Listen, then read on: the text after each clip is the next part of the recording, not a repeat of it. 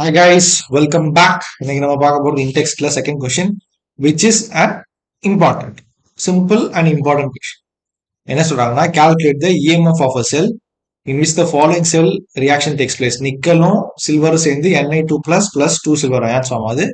Given that E0 cell வந்து 1.05 volt. Calculate the EMF potentialனாலே Nernst equation தான் use பண்ண போறோம். Nernst equation தெரியும்னா யார் ரியாக்டன்ட் யார் ப்ராடக்ட்னு கிளியரா தெரிஞ்சிருக்கணும். இதுல பாத்தீங்கன்னாலே தெரியுது நிக்கல் வந்து Ni வந்து Ni2 பிளஸ் ஆகுது. அப்போ அதோட ஹாஃப் ரியாக்ஷன் எப்படின்னா Ni nickel will give 2 electrons Ni2 plus 2 electrons ஆகிருக்குது. அந்த சில்வர் வந்து அந்த 2 எலக்ட்ரானை வாங்கிட்டு Ag plus 2 electrons give Ag2 சாலிடா இருக்க போகுது. ஏன் சார் 2 போட்டீங்கன்னா இங்க கொடுத்துருக்காங்க 2Ag பிளஸ் அதுக்கு எதனால டைரக்டா போட்டுருக்கேன். Okay, so this is what going to happen. So the add பண்ணீங்கன்னா what will happen, the half reaction add பண்ணீங்கன்னா you will be getting same nickel plus 2 Ag plus gives Ni2 plus 2 Ag. So ion choice 2 positive balance ஆச்சு, number of இதுவும் balance ஆச்சு. Clear? So Nernst equation formula என்னது? E naught of the cell is equal to E cell actually. E cell is equal to E naught cell minus 0.0591 divided by 2 log of product divided by reactant. Product ஓட ions, productல solid இருக்கலாம் தேவையில்ல, product ஓட ions divided by reactant Ni2 plus divided அதோட concentration divided by Ag plus அதோட stoichiometric coefficient போடணும்.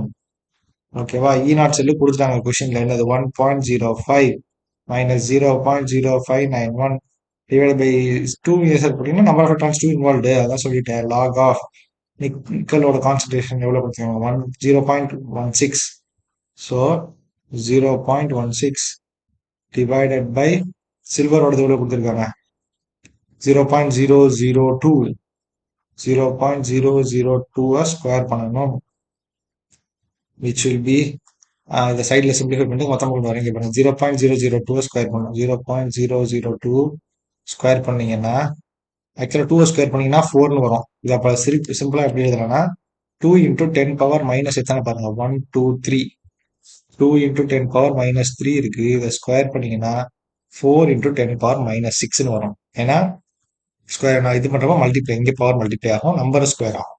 Exponent ரூல்ஸ்லாம் படிச்சிருக்கணும். So you'll be getting 1.05 is equal to minus 0.0591 divided by 2 log of 0.16 divided by 4 into 10 power minus 6. இப்போ இதை simplify பண்ணீங்கன்னா 1.05 minus 0.0591 divided by 2 0.16 divided by 4.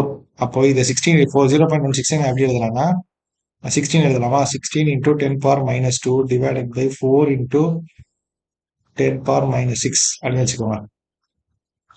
4 4 16, இந்த minus 6 மேல வரப்போ plus 6 ஆகும். ஸோ 4 into 10 power plus 4 அப்படி வந்து நின்றோம்.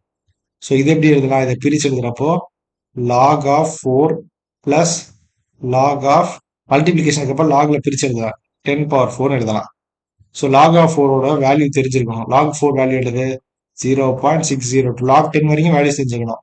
பிளஸ் இந்த 4 ஃப்ரண்ட்ல வந்துடும் 4 log ஆல்ரெடி 4 போட்டோம்னா 4 log 10, log 10ஓட value 1. So 0.602 plus 4 which is 4.602. இதை கொண்டு தான் அப்படிங்க போட்டுறேன் into 4.602 பண்ணீங்கன்னா you will get your answer which is 1.05 minus 0.1359 வரும். சால்வ் பண்ணீங்கன்னா you will get 0.9142 volt. கிளியரா? சிம்பிளா? Okay okay guys, that's it for this. சேனலுக்கு மறக்காம சப்ஸ்கிரைப் பண்ணுங்க, வீடியோக்கு லைக் பண்ணுங்க, ஷேர் பண்ணுங்க ஃப்ரெண்ட்ஸ் கூட. We'll meet in next video. Thank you.